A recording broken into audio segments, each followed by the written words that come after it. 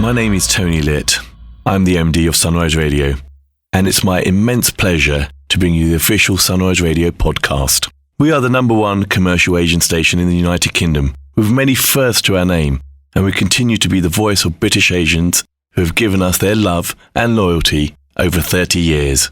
It's a legacy we cherish and a responsibility that we don't take lightly. Our aim has always been to entertain the listeners with the best of Bollywood and Bhangra, while also addressing their concerns. A real voice for the community, a vibrant community, and a great nation. We are proud to be British and Asian. This podcast is a compilation of some of the things we do on the station, with a stellar lineup of presenters who each have their own personality and style. It's entertaining, informative, engaging, and we hope you will enjoy it here as a podcast if you are unable to tune in to the radio.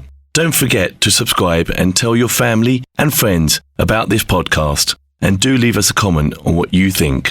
We'd love to hear from you. All the best always. Team Sunrise. The UK's biggest station mix. Sunrise Radio. Hey, my name is Shabnam Sahi. Welcome to the official Sunrise Radio podcast. I'm on your radio weekdays from 9 a.m. to 12 noon. If you've heard the show, you know what to expect from it. But here are some exciting, interesting Bollywood stories that you may have missed this time round, served up as part of our official Sunrise Radio podcast. Enjoy.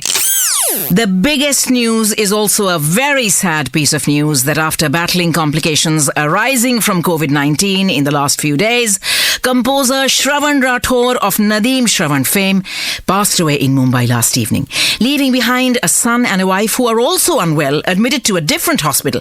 It is absolutely heartbreaking to see the list of fatalities rise and to see how cruelly so many families have been ripped apart all across the world.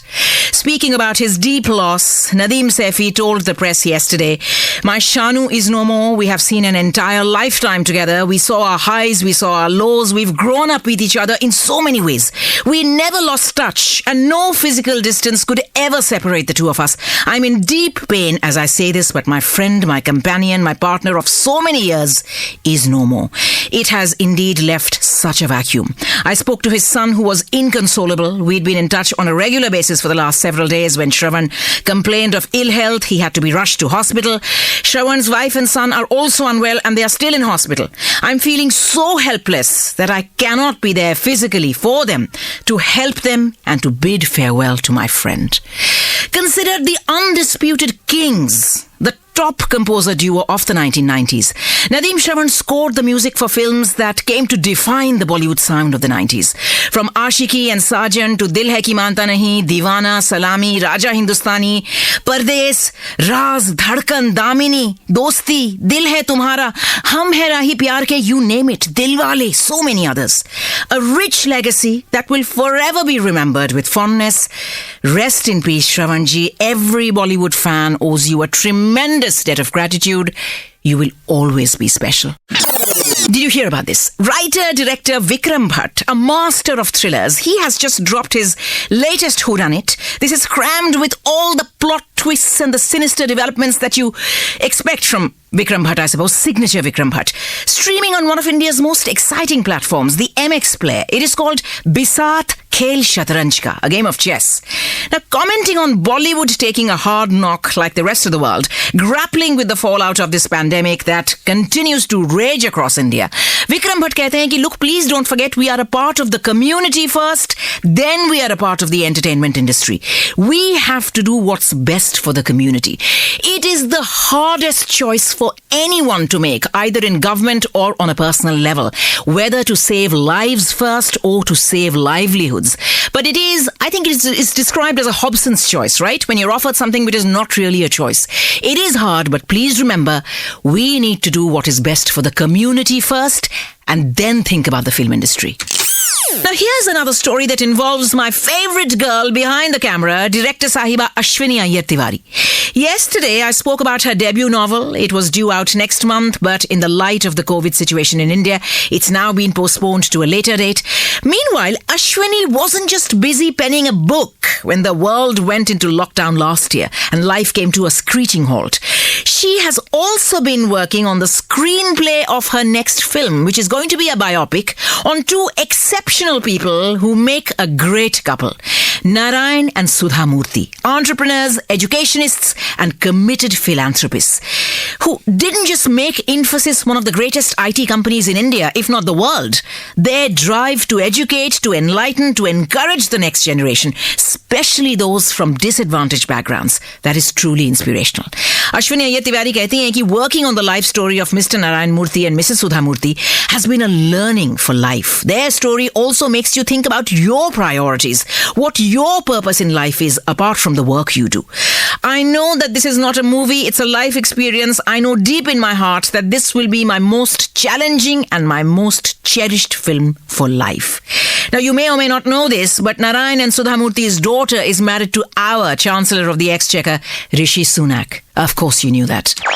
Shakti Kapoor's son, Shraddha Kapoor's brother, actor Siddhant Kapoor, not Siddharth, there's an N there, Siddhant Kapoor, he is working diligently to make his own way in Bollywood, consciously blanking out any chatter that attributes his career to the fact that he's a Bollywood insider, a star kid.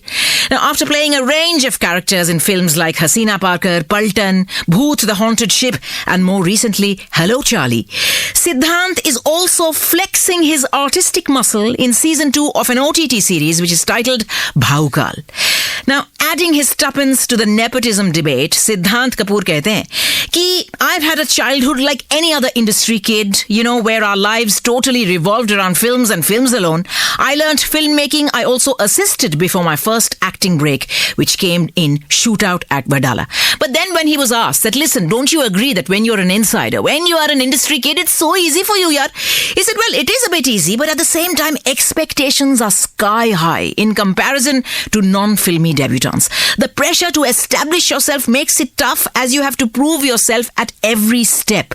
Yes, it is easy to enter the industry, but it is very tough to sustain yourself. Bollywood is buzzing about the Radhe Your Most Wanted Bhai trailer, which dropped yesterday. I don't wish to talk about it too much, only because I have nothing complimentary to say about it.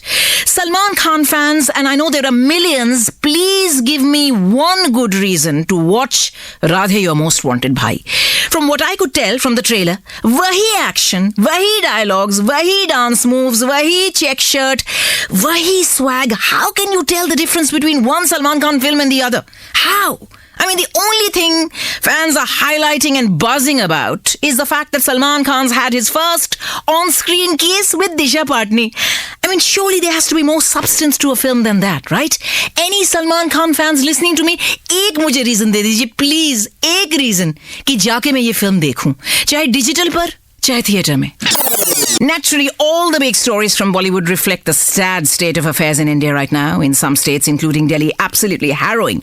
And it's not surprising that showbiz has come to a grinding halt.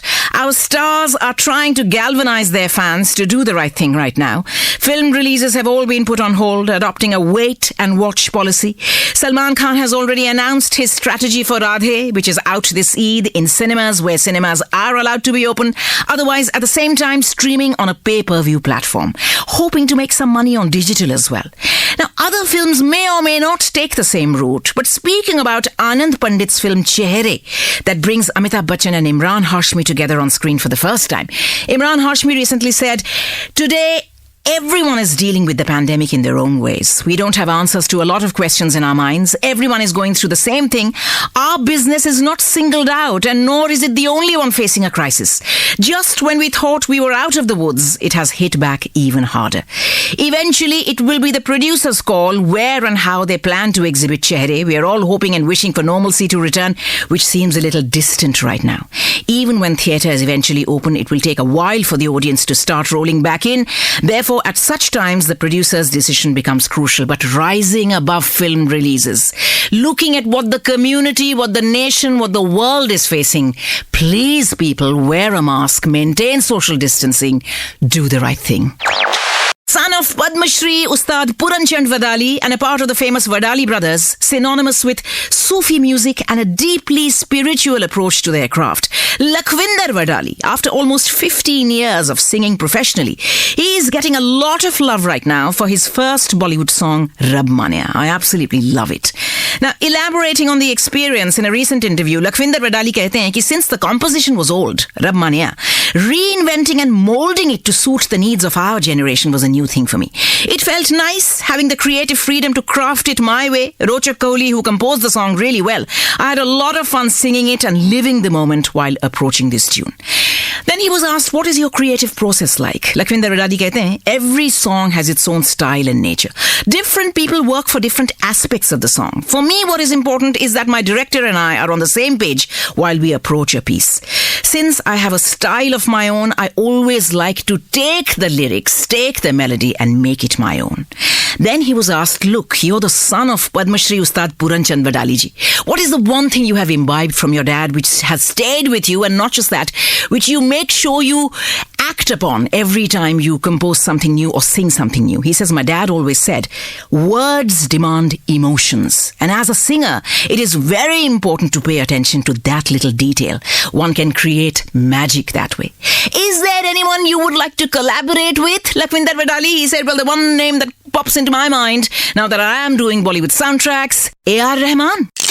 Now, with Kartik Aaryan's dismissal from the sequel of Dostana, which had already wrapped a fair amount of the shoot in 2019, then COVID-19 hit us and everything went stone cold. This has drawn a deep wedge between those who love what Karan Johar and Dharma stand for and those who absolutely loathe everything about it. While it's true that Dharma is an established name, it is a frontrunner in Bollywood when it comes to films for the young, hip, urban crowd. Equally true that Karan Johar has personal equations with most of the A-list, branded by many as the torchbearer of nepotism in Bollywood and all the rest of it. Nonetheless, this very public rift with Kartik Aaryan could go against Dharma big time. Because Kartik Aaryan is now the outsider who broke in, who established a solid fan base, and is now seen as a hero who can conquer the box office on his own steam. Now, this professional rift could have big repercussions for Dharma, which is only just recovering from a nasty spell last year when Sushant's tragic death led to a massive backlash against Dharma. I hope this story will end well. Will it? Now, in Bollywood's busy and buzzing remake factory, Kabir Singh producer Murad Khaitani's next Tamil remake, Thadam. This was originally planned with Siddharth Malhotra and Mrunal Thakur in mind. This will now star Siddharth nahi, Aditya Roy Kapoor opposite Mrunal Thakur. It's an action-packed thriller where Aditya gets the opportunity, his first opportunity, to play a double role. Now, fans are also very excited to see how he looks opposite Mrunal Thakur, another talent who's making her way to the top faster than anyone imagined. Disney Plus Hotstar, they promised us big film releases after the pandemic changed the face of entertainment last year. And many films like Akshay Kumar's Lakshmi, Varun and Sara's Coolie #1 remake, they eventually had the courage to go rushing into the arms of digital when they knew that this pandemic was not going to go away overnight. And so many other films have followed in their footsteps, right? Disney Plus Hotstar have now officially announced that Ajay Devgan's war saga, Bhuj, the Pride of India, this will begin streaming on their platform from the 15th of August this year, which is India's Independence Day. Now, this is directed by Abhishek Dudhia. It is a film that is set during the 1971 war between India and Pakistan. It is based on an Indian Air Force officer, Vijay Karnik, who reconstructed an air base during the war with the help of 300 women from the neighbouring villages. Now, besides Ajay Devgan, Bhuj also stars Sonakshi Sinha, Sanjay Dutt, Nora Fatehi, Sharad Kelkar and Ami Virk. You can catch Shabnam Sahi, the ultimate storyteller, weekdays 9 a.m. till 12 noon. The greatest station, radio station in the world. Sunrise Radio. Hi Darshan, welcome to Sunrise Radio. How are you? कैसे हो आप? मैं बहुत ही अच्छा हूँ. I'm very good and very happy to be here. I'm very happy. बहुत खुशी हो रही है कि आप भी हमारे बड़े से 36 आवर रेडियो मैराथन पे आप भी फीचर हो रहे हैं. हमने आपको देखा था in the reality show India's Roast Star. But उससे पहले, what were you doing and what was happening in your life? उसके पहले तो I was just trying to figure out कि कैसे मुंबई पहुंचा जाए और कैसे गाने लोगों तक पहुंचाएं. So I had all the struggles that a musician has to find himself, उसकी identity ढूंढना, सीखना. And I was in Gurukul जहाँ से music शुरू हुआ. and I started hearing. It started with listening to good music. अच्छा, जो saints करते हैं ना, शाम को रियाज करते हैं, भजन करते हैं, वहां से सुनना शुरू किया. So that is the first time I fell in love with music and felt how magical the music can be. और मुझे बहुत अच्छी लगी वो फीलिंग. मुझे ज्यादा चाहिए. So I got involved in the Riyaz and धीरे धीरे I started listening to a lot of music. फिर मुझे लगा कि अब मुझे ऐसा खुद का म्यूजिक भी बनाना है, नहीं बनाने, खुद के गाने गाने. तो आई थिंक वहां से the inspiration of music started. और बस फिर तो जर्नी शुरू हो गई. स्कूल में गाने लगे, कॉलेज में पहुंचा तब तक गा ही रहे थे. एंड वो सिंगिंग, सारे दोस्त कहते हैं अच्छा, वेरी गुड सिंगिंग. स्कूल के फंक्शंस में गाना. Then I made my YouTube video, एक कवर किया था मैंने, वो यूट्यूब पर डाला. And that's how I started, everything started. And then eventually I got the opportunity to for the reality show. उसके वजह से मुंबई आए. जब ये इंडियाज रोस्टर का अपॉर्चुनिटी आपको मिला, what did you want to do reality shows or did you not? Were you kind of stepping away from reality shows? I mean, मैंने मना किया था उनको, क्योंकि I was not very interested in reality shows. क्योंकि मैं typical तरीके से गाना नहीं गाता हूँ. जैसे उस वक्त भी नहीं गाता था, because I had my certain style. So अगर कोई गाना भी बॉलीवुड का होता था तो मैं मेरे स्टाइल से गाता था. तो मुझे लगा I was never made for the reality shows. क्योंकि we have a very typical format of reality shows कि बच्चे आएंगे और उसी तरह से गाएंगे. And so वो मैं नहीं कर सकता था.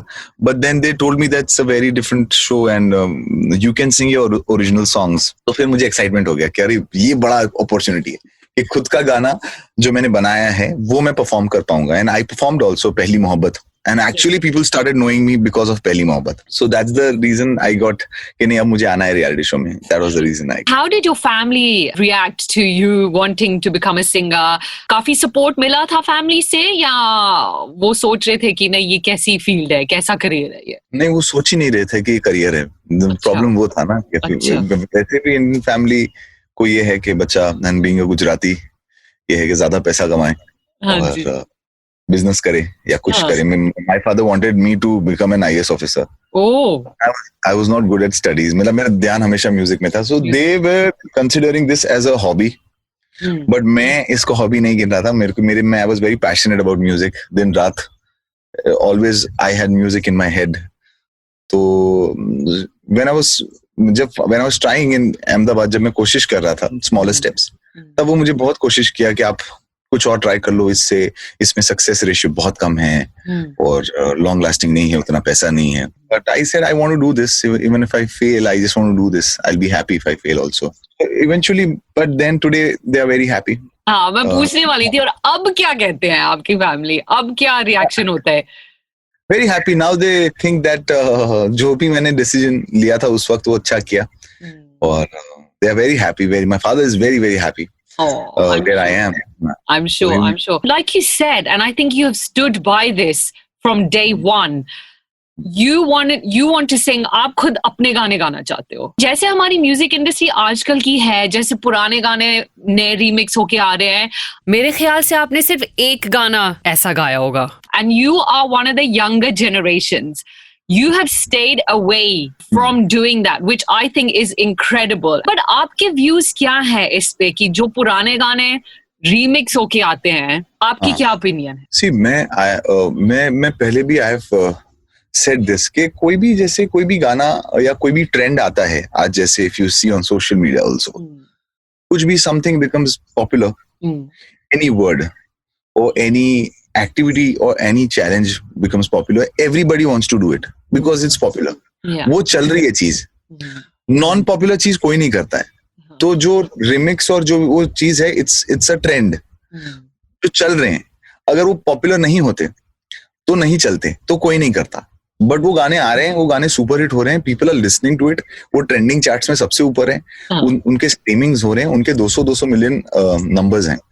So I am completely not against or I am not completely with remixes also. I think मैंने भी फिल्मों के अंदर I have sung एक लड़की को देखा, which is a massive remake इनसे. But वो remake से ज्यादा recreation है, सिर्फ 2 लाइनें यूज की, बाकी entire song is new.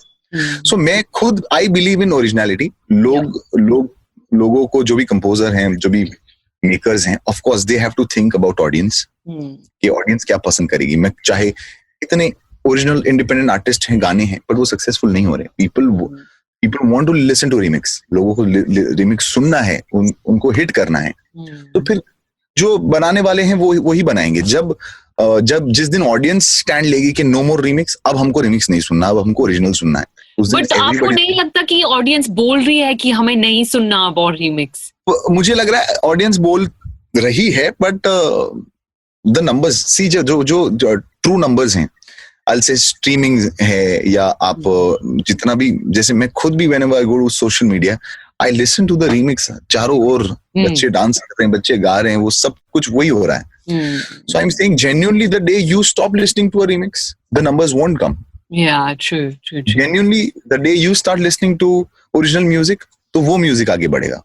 फिर हर कोई, ऐसा नहीं है कि कभी हमारा ओरिजिनल म्यूजिक हुआ नहीं. There has been decades of original music. So और मेरे जैसे बहुत सारे आर्टिस्ट हैं जो हम कोशिश कर रहे हैं कि हम एटलीस्ट ओरिजिनल म्यूजिक करें, क्योंकि अगर इंडिपेंडेंट आर्टिस्ट भी रीमेक करने लगा तो फिर वो इंडिपेंडेंट नहीं हुआ. इट्स अ कमर्शियल फिल्म में. ठीक है, फिल्म का सिचुएशन है, film is a commercial film, film को कमाना है, तो उसके अंदर सारी चीजें जायज है. But independent music, I think आप बाहर भी देखें, हर artist, it is what you want to say to your people. Yeah, you've always said that Himesh Reshammi has, helped you get your first break with Prem Ratan. How has your relationship with Himesh ji evolved over the years, and how does it stand with him today? So I have a बहुत massive amount of respect है उनके लिए. मैं आज भी उनको जब मिलता हूँ तो थोड़ा शाय हो जाता हूँ. I have much of respect for him. और ये कहता हूँ कि अगर वो नहीं होते तो मैं, I've said this to him also, कि if he was not there, मैं यहाँ नहीं रहता. It's a very difficult city to understand. Once you understand, you start loving the city. But आपको कोई चाहिए पहला कदम लेने के लिए, तो पहला कदम उन्होंने मुझे इस शहर में सिखाया था. So I'm always grateful to him a lot. उनके, I've grown up listening to a lot of his music, and in the Himesh Reshammi craze. Exactly.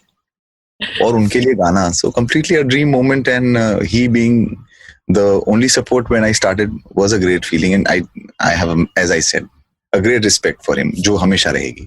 What sort of stuff have you been working on? कुछ और नए गाने सुनने को मिलेंगे हमें बहुत ही जल्द? I did an album last year, क्योंकि काफी टाइम था और मुझे बहुत टाइम से एल्बम करना था. I wanted to do an album, तो काफी sad songs मैंने last year किए, क्योंकि हमारी सिचुएशन भी ऐसी थी. हैप्पी सॉन्ग बन नहीं रहे थे. lot of this year I've thought of making a lot of happy songs. Yay! Rapa Mercury, a very happy love song, and now Vilaiti Sharab, which is, I heard. Congratulations, that was a great song with Neeti. Beautiful song. वही कोशिश है कि different type of songs इस साल में करने वाला हूँ. I have in mind, और काफी सारी चीजें musical. Every year I try to be more musical and more. कुछ ना कुछ अलग करना है मुझे इस साल, तो वो सारी चीजें kind of. I would love it if you can give like a small mashup of your songs for your fans who are listening to this. Yeah, मैं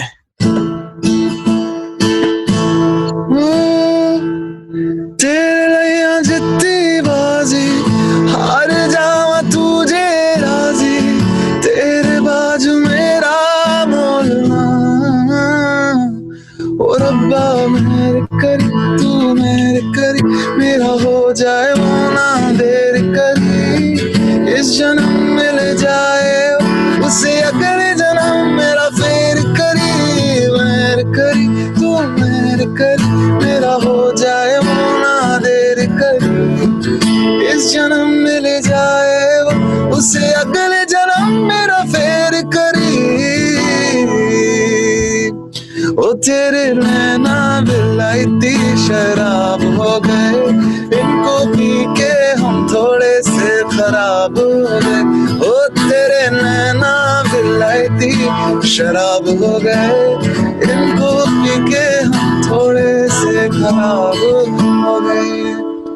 ओ मेहरबान क्या मिला यूं जुदा होके बता, ना खबर अपनी रही, ना खबर अपनी रही, ना रहा तेरा पता.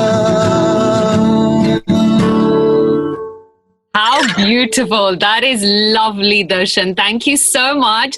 It was really lovely having you, and hopefully we'll speak to you soon. जल्दी आप लंदन आए और हम आपको स्टूडियो में लेके आएंगे फिर. Of course, definitely. Thank you so much, Darshan. Look after yourself. You too. Bye. Bye. Listen to our Bollywood queen, Anushka Arora, from 12 noon to 4 p.m. weekdays on Sunrise.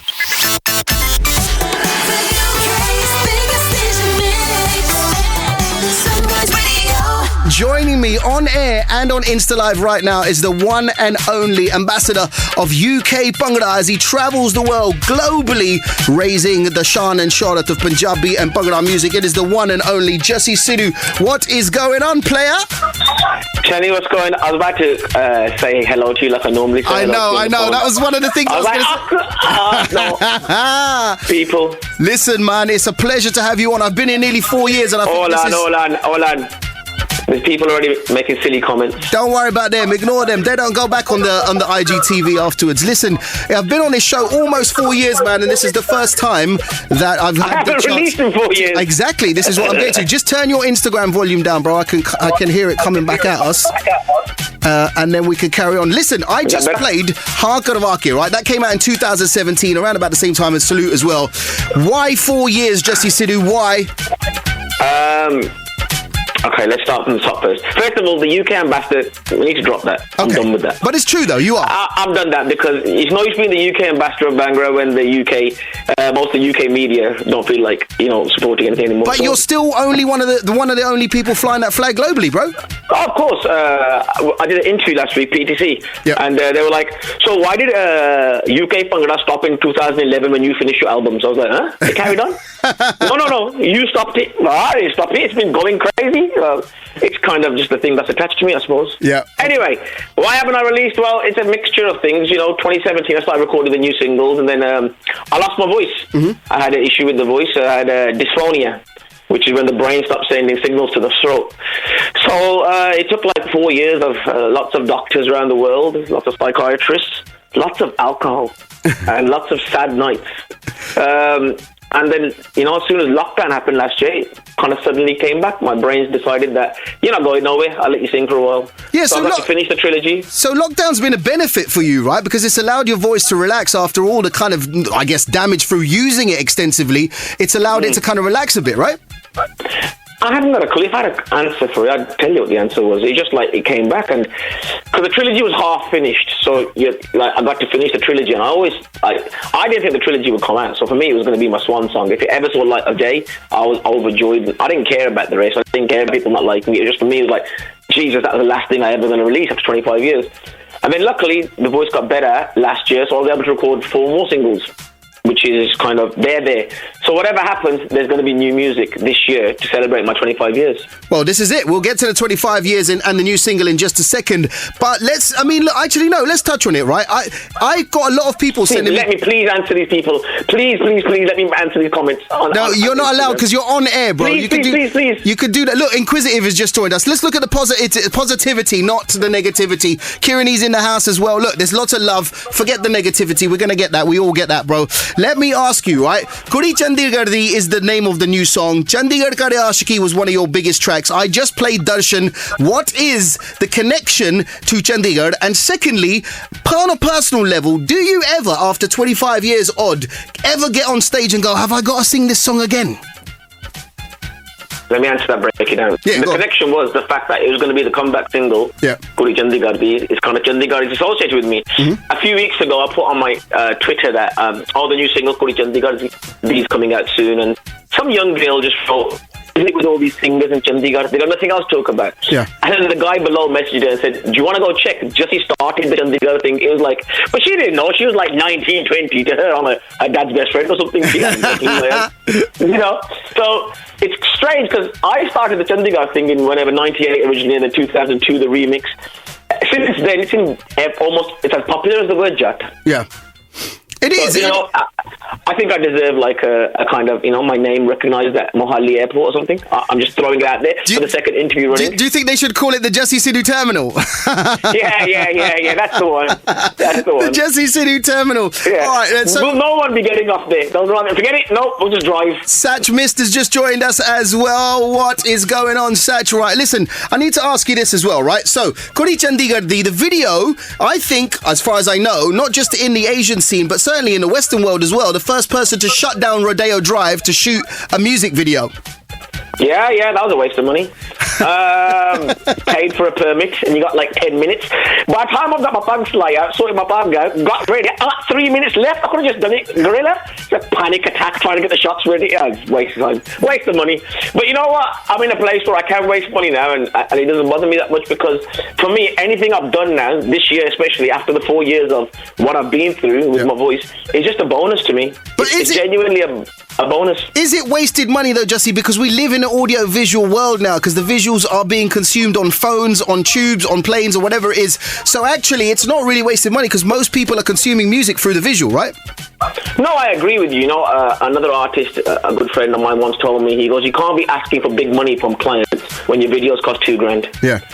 And it's true, you know, I could turn up and shoot one out on, you know, Broadway and say, yeah, I'm keeping it real. I'm not really keeping it real, I'm just saving money. And there's a lot of people that now claim that, it doesn't matter what the visual's like because they're seeing all these Canadian-American videos that are just like really basic, but they've got the backdrop for it. You know, there's not much we can do here. Yeah. If I shot a video walking down Soho Road, I'm telling you, I can't ask for $6,000 a gig. It's gone. You must leave it. That's true. So I have to spend big budgets on videos, but with this stuff, genuinely, like Kuri Chandigarh was shot pre the voice issues. It was just when they were starting. But even after that, Jatvarga and Balle, I've spent money because for me, this year wasn't a given. It was never a given for me to come out to celebrate my 25th year. And so to have it, I really don't care now. It's just like I'm getting to do something I never thought would happen. We'll talk about 25 years in just a sec. You forgot to answer one part of my question. Do you ever, as an artist, get on stage and someone comes up and goes, Darshan Raval, Paji? Do you ever get fed out of that? Or do you think you owe a lot of what you are and who you are today because of that? You know, rarely I get requested Darshan outside of UK. Strange. It's very strange. Look, I don't like when I'm performing. One of the first things I say to people is, it's not worth it. You're booking one singer, he's got one song, he'll sing every other song will be that song. And it kind of gets repetitive. But like the eulogy, I have to sing twice. I always sing at the start and at the end because it's a wedding song. Then you do it. I never get bored of people asking for my songs because at the end of the day, you know, if they didn't ask for them, I'd be sitting at home twiddling my thumbs. That's true. So whatever they ask for, you just do it. Unless they ask for some random song off one of my albums that I can't remember. I can't remember that song. He's thinking that is rubbish.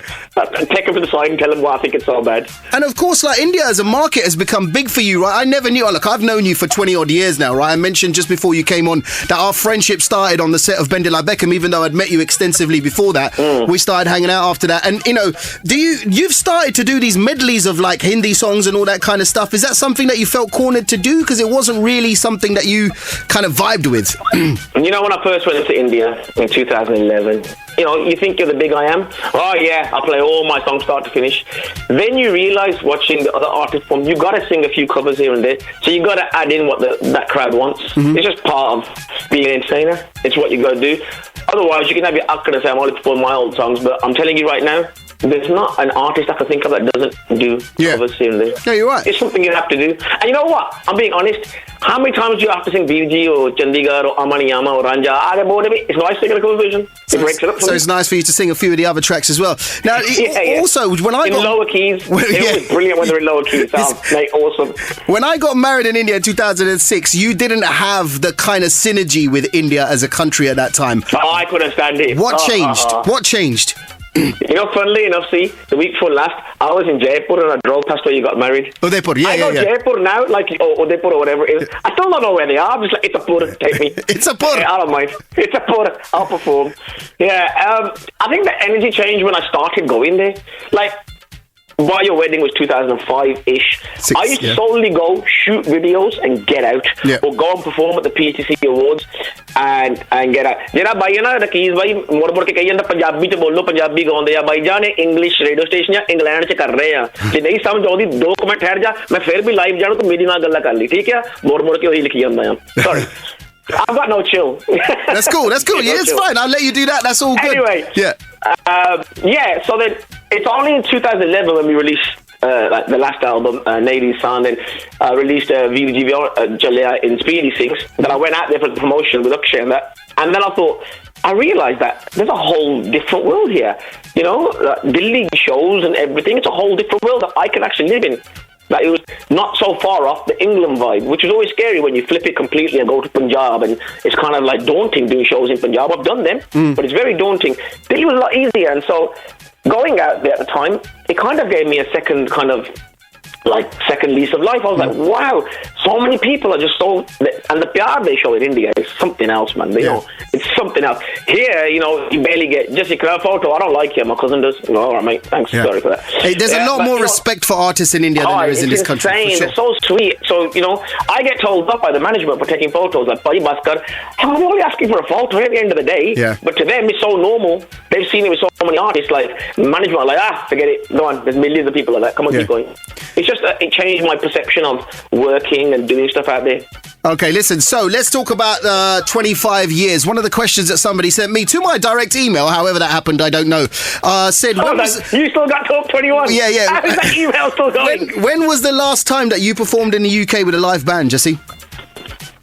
New Year's Eve 2017. 2018. Yeah. And that was when the voice started, like, having issues. And do you think that's going to be something you go back to? Will that ever be a thing again? I'd like to. You know what it is? I can sing live. There's no problem with my voice. I can sing live. The problem was recording. It wasn't as clear. And, you know, I sing in a high key. And I always say my voice is like a sports car. It has to be pristine. Otherwise, you can hear it in my vocals. Yeah. So I'm hoping, you know, the world tour we're doing at the end of the year, it's either going to be fully live or it'll be semi-live or something like that. Because then I can just talk to people and, you know, stop the songs when I feel like it and do what I need to do. And for me, that world tour was what this was all about for me, is seeing the people that have grown up with me. So let's talk about that then. 25 years in the industry, Jesse Sidhu. Firstly, congratulations, right? You are planning a world tour. There will be a 25-year anniversary tour, which will see you in conversation with a host and performing live. How do you see that panning out? Where do you think you're going to go with it, and how many shows will you do? I have no idea now with COVID. We're still hoping. Like, we start around October time, so we'll do UK first. It'll be just small shows. I don't want to do big shows. It'll be small shows. I want it intimate. I want it like... Because you know what? Let's be honest. Ain't no under 25 is going to really want to come, because they'll be like, isn't that Sidhu? Oh, wrong city. Cool, move on. You know...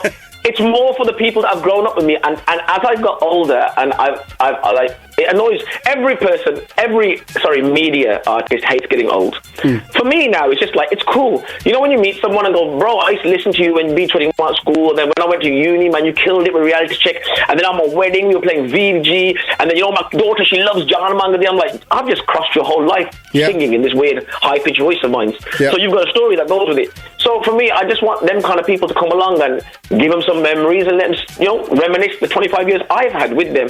So we're hoping to start in UK at the end of the year, shoot off to Canada for a few in America. This is all dependent on the COVID. We're hoping to do Diwali in Nairobi, and then Singapore, Malaysia, and then back to India. And where in that part of that list do you think, other than the UK, of course, we know that, where are you most looking forward to? I know that's a difficult question, but I know you get a lot of love in East Africa. You haven't been there for a while. Is that something you're looking forward to most? Yeah, I'm looking forward to Africa a lot. I'm really looking forward to Africa. Yeah, because I've been putting them shows up. I've turned down, in the last 4 years, you know, any promoter that is listening, feel free to message. They message and contact us, and I turn them down just because my voice was such a pain in my bleep that I just didn't feel like performing. You know, there was that at Wembley Box Park where I pulled out last minute. You know, I'll be honest now. I didn't pull out last minute. I was never going to perform. I just couldn't do it. I had the worst fear of going out live. My voice wasn't going to be that good. So, you know, all these countries that I've been asking for 4 years. And I know it was solely based on all the old music. I always wanted to go back with the new stuff. And now it took its time, but hopefully by the end of the year we can start this and go back on the road, and I'll have the new stuff, the old stuff. I was doing the set list of the day for the new tour, including the 4 new singles. I was like, that's a lot of music. That's like 34 songs. Not just fillers, 34 songs you've known and heard and seen the videos too. So it's going to be kind of cool.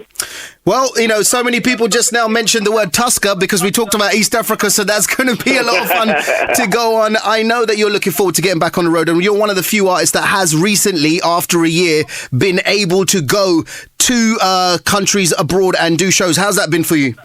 India was the first 2 days I got there. I was pushing people, move away from me, keep away from me. Yeah, no, keep your distance. Come here. By the third day, I was, at the show. You're hugging everybody, taking photos with everyone. You just fall into the back to normality. So I'm telling you one thing. Everyone's sitting at home thinking, what will normality be like? Will I be okay? After the third day, you'll be totally back to normal. Coming back here was odd. Landing at Heathrow, you came to pick me up. Yeah. I didn't have my mask on. I was like, yeah, I ain't wearing a mask. What's going on? So, it was lovely to be back in that work mode, back into flipping into that mode. But it's still weird because, 3/4 of the world is still in lockdown.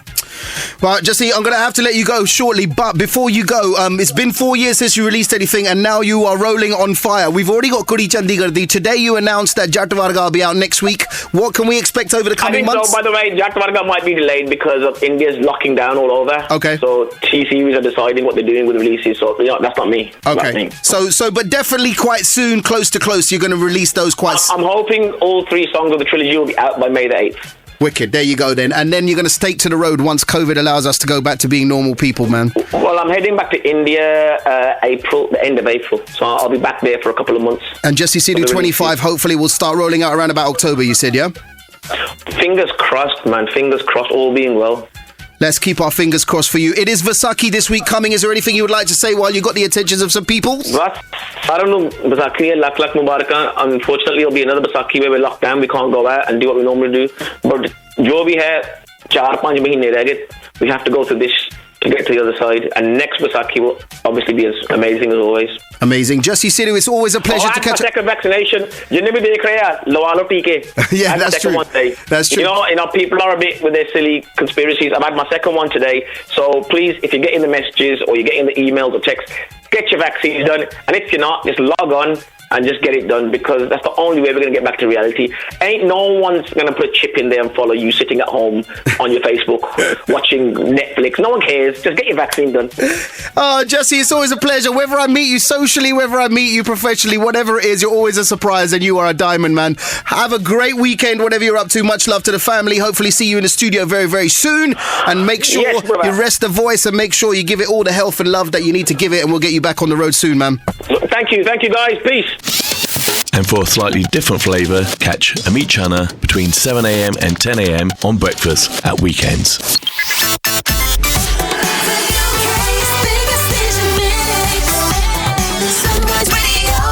This is Anila Dhami on Sunday. I'm now going to speak to Laura Farris, co-chair of the Women and Work All Party Group, MP, member of the Home Affairs Select Committee and Conservative MP for Newbury. Morning, MP Farris.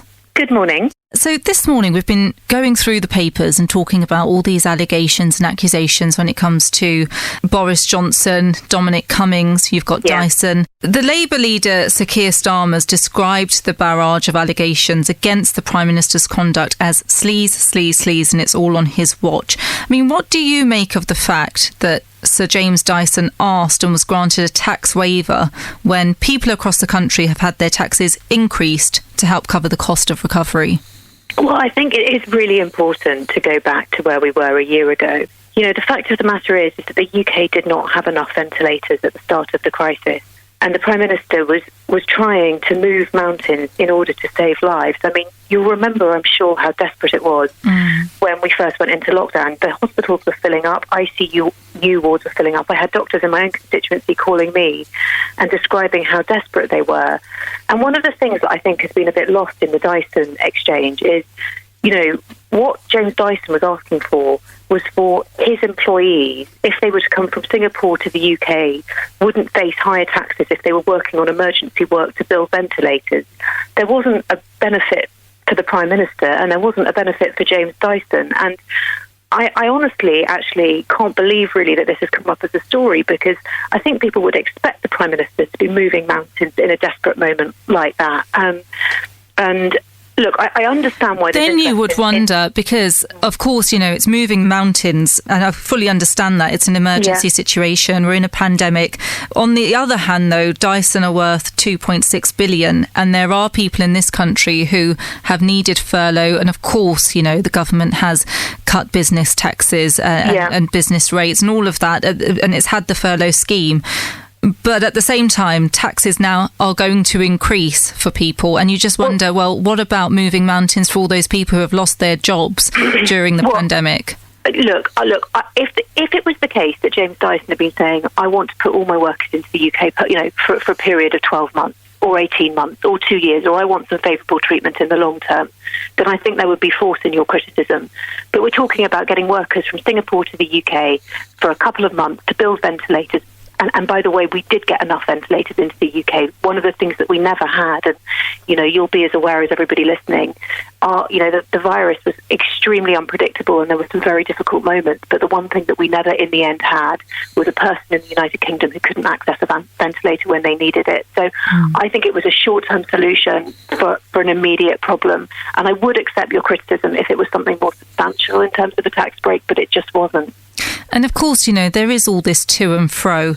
And I just wonder, do you think your party is now having a difficult task of regaining the trust of the British public? Do you think there does need to be more checks and balances? And actually, would you welcome an investigation into all of this just for that transparency? Well, look, I think that the British public are absolutely entitled to know how their money is spent.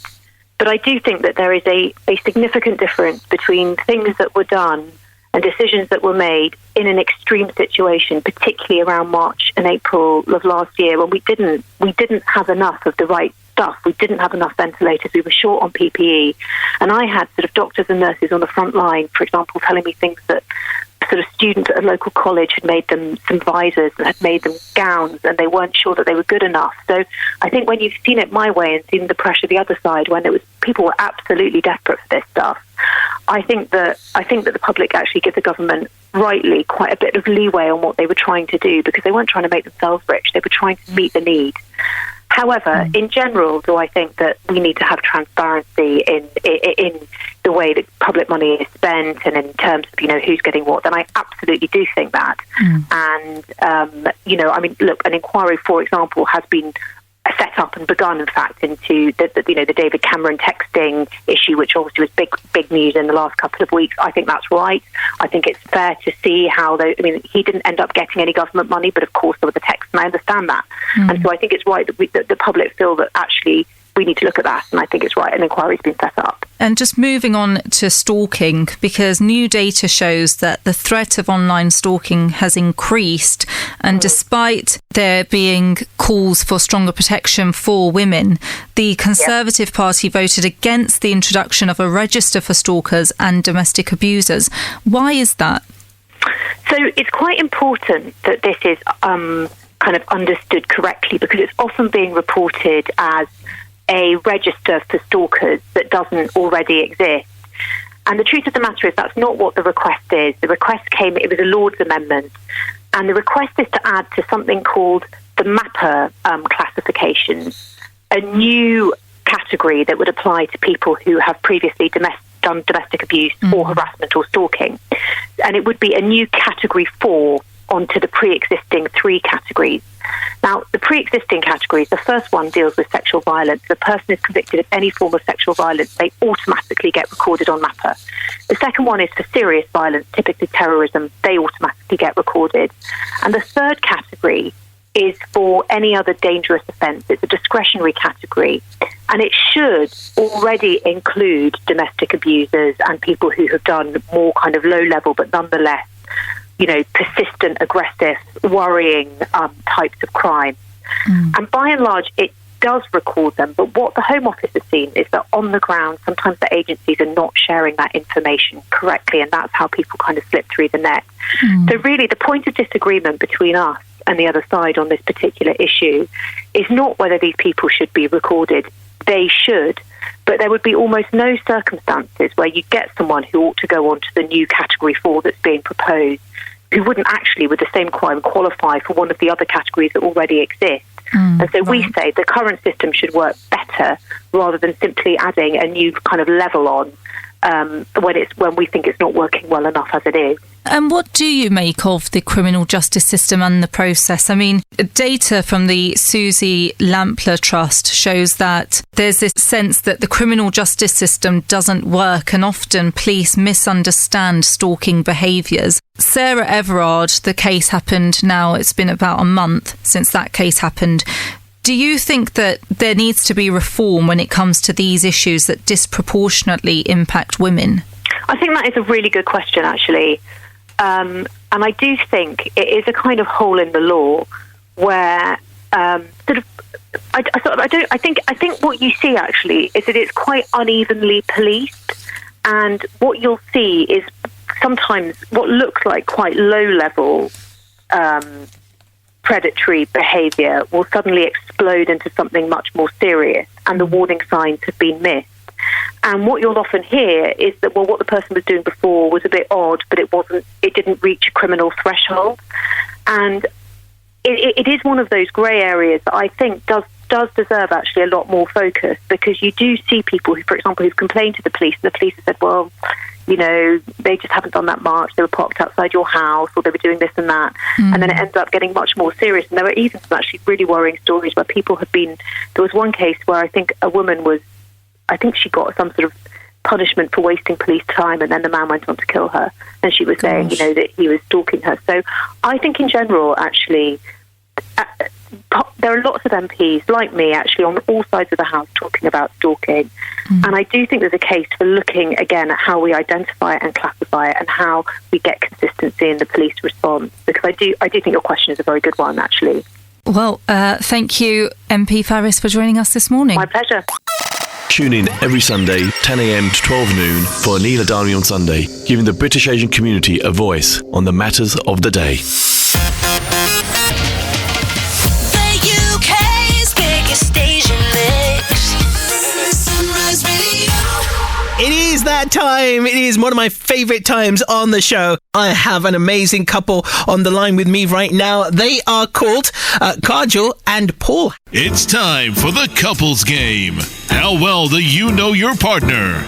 Welcome, Paul, Kajal. How are you guys? Oh, we are good. We've had a wonderful day today, enjoying the weather.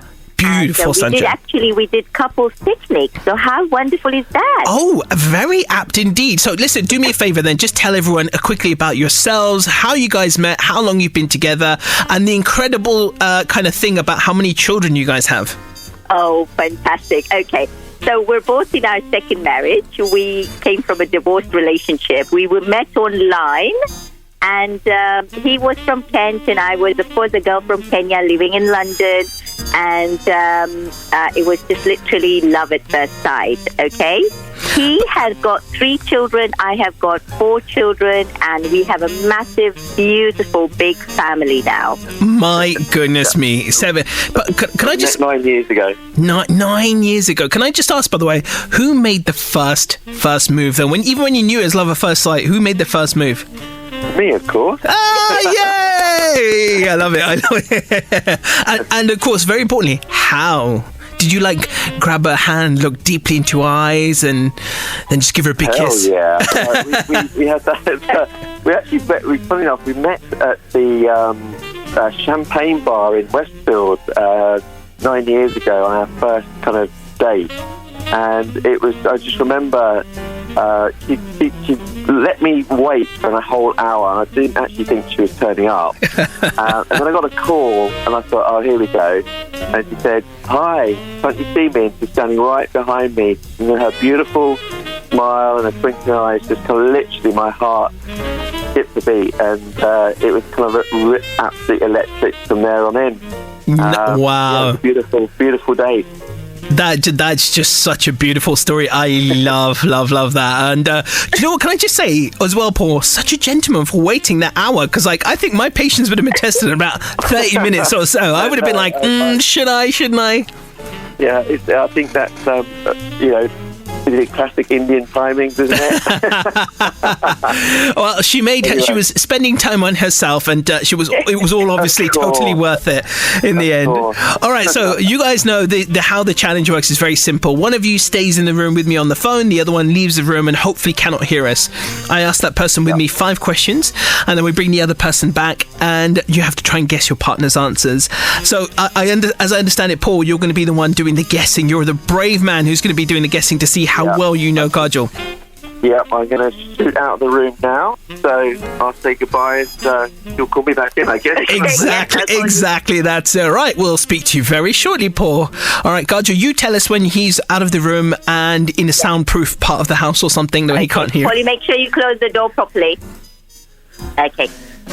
Superb. Right, okay, I love it. Okay, are you ready? Okay, so I've switched up a couple of the questions, especially for you, right? Because normally I would ask about naughty snacks, but I know you're a very healthy individual because you have your own Instagram as well, where you do like Kajol's Healthy Kitchen, and you're very into health. So I'm not going to ask you that question. So question number 1 for you is, right, hypothetical question. Here we go. You're running late for something very important, but you only have time to do one thing. Do you get your hair done or do you get your nails done? Hair done. Hair, all the way, right? Mm-hmm. Okay, no worries. Hands not so important. You could always put gloves on, right? Couldn't you? So I suppose that kind of makes sense, yeah? Yeah. All right. Here it is. I love it. Kajol, question number 2. What is your favourite song or music artist? Now, we've already kind of chatted about this, so you might have to mix it up a little bit. Could be anything. Hollywood, Bollywood, pop, whatever it is. Favourite music artist or a particular song? All right, so I like Bollywood songs, and especially, as I said, first of all, of course, Arjit Singh. But then if it's not Arjit Singh, then I would go for, Nusrat Fateh Ali Khan. He's my favorite. And for years and years, he always brings that, soothing feeling in my heart. So I love Nusrat Fateh Ali Khan. Ah, very good choice. I love that. Question number 3, Kajol. A really important one. Say one thing that is still on your bucket list and very near the top. Ah, right. Bucket list, right. So owning a cottage house. Ooh. So right now, because lots of kids always had, kind of a bigger sized house and all that kind of thing. But I've always had a dream of owning a very tiny little home, something very nice and warm, and it's got to be a cottage and by the countryside. So that's my bucket list, and that's my dream. Oh, I love that. That's so sweet. I expected something a bit more grandiose, but I love that. That's so cool. I love it. Question number 4. The one place in the world you've yet to go to that you have to visit next. Right. So the place I have to visit next. Wow, India. Is it somewhere you've probably been before, right? No, I've never been to India. No, really? Never. My entire family has been. I've never been to India. Wow. And yes, I've never been to India. Can you imagine? I've been so many places but India. So it is on my list. And I always used to say, when kids grow up, I'm going to go with my kids. Now they're all grown up, all 4 of them. They are working away, and I think it's right time for me to travel with them to India, because I always say when they grow up, I want them to meet my family and, get to know my heritage together. I love that. Oh, so sweet. All right, last but not least, your favorite movie of all time. Oh, wow. Favorite movie. It's got to be any of the James Bond movies. Oh, really? Yes, I like. Or actually, no. It's Kuch Hota Hai. Let's put to that one. Oh, okay, cool. All right, perfect. So that's all 5 questions. So let's get Paul back in the room and see how well he does at this. Get him in here. We're waiting for Paul. You're listening to the Love Lounge with the Love Doctor. We're playing the couples challenge. If you ever want to take part, we love this Love Doctor. We love you. Oh, they love the Love Doctor. I'm feeling the love as well. I'm feeling the love. Paul, are you there? Right. Yeah, so I just feel like I've just entered a no-win zone, really. So I really think that Whatever happens now, I'm going to be in trouble. No, not at all. Not at all. I think you've got this, actually. All right, cool. So I asked, the first question I asked to Kajol was a hypothetical. I said to her, she's running late for something very important. She only has time to do one thing, which is either her hair or her nails. Which one does she get done? Hair. All right, cool. Oh, nice. Quickly, right? We'll tell you the score at the end, by the way, of course. Okay. Question number 2. I asked her favourite song or music artist. Now, we were on the phone earlier. She mentioned, of course, Arjit Singh, so that would have been too easy. So she mentioned another one. Can you guess who that person is, that artist is? Blimey. Oh, gosh. I've got no idea. if it's an Indian song, what's his name? But I can't remember his name. I always listen to him, but I doubt you'd remember. I thought it was just me who loved it. You love my voice singing. No, Polly, I do listen to other people's voices. What's his name? I can't remember his name. I'll tell you what, if you stop thinking about it, sometimes it comes to you, right? We'll come back to question 2 in a minute, right? It might just pop into your head. And I'm just giving you a clue there, he. Right, question 3. I asked Kajol to name one thing that's very near to the top of her bucket list. What do you think she said? Listen, this is tough. I don't know. Going to be going to another country or something that she hasn't been to. I don't know, maybe India or Bali or something like that. Well, interestingly enough, right, we're going to have to accept that as your answer, right? But interestingly enough, I was quite surprised when she said it was not something travel related. I was very surprised. However, the next question. This is one for you now. The one place in the world that she's yet to go to that she has to visit next. Okay. India, I think. All right, cool. No way. So that was question 4. Last but not least, we'll come back to question 2. I asked her to name her favourite movie of all time. What do you think she said? You never get it. You never get it. You made it hard for him. If it's an Indian one, I've got no chance. No. He only knows few words of Indians, like fuck you and all that kind of thing. All the jobs I'm given, basically. I love that. I have no idea on film, other than 4 Weddings and a Funeral, if it's just one that I'm likely to know. Kajol made it hard for you. Okay, all right, no worries. So we will go back to question 2. Do you remember the name of the artist? Because I have a feeling you know who it is, but it's probably one of those ones that's just on the tip of his tongue. Is it the one that's kind of got like 4 names? Is that what you're thinking? Is it the 4 names? Like Nusrat? Does that ring a bell? You're doing your best to help me out here. Yeah, I've got to give you a little bit of a clue. Yeah, you do remember. Do you follow that guy who's, he's big, and I remember, and you say he makes that cat noises kind of thing? What? Like Ali Khan? Yes, Yes, that's the one. Oh, well, I shouldn't say that anyway. Yeah, of course. Right. Okay, cool. Right. Okay, we've got to hurry ever so slightly, but I'm going to tell you now. Let me just quickly do the scores. Hold on. Here we go. So you got -3. Right, we've got to build the suspense though. The score was, get ready for it. Here we go. Drum roll. You got 3 out of 5. Yay! 3. Let me tell you what you got. I know. Question 1 was hair. You got that right. Question 2, you got it right. It was Nusrat Fateh Ali Khan. Number 3, bucket list. She said owning a quaint small cottage in the country. So yeah.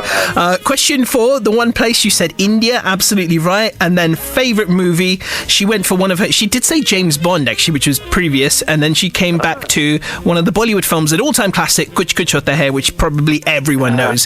Yeah, 4 Weddings, I know. Well, well, not quite 4 Weddings, but very similar.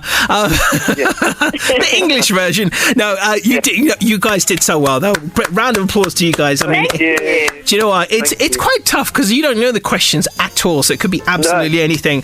So, but 3 out of 5 is not bad. But I just wanted to say thank you so much to you guys for taking part. That was pretty cool, I have to say. Lots of love to you, Amit. Oh, lots of love to you guys as well.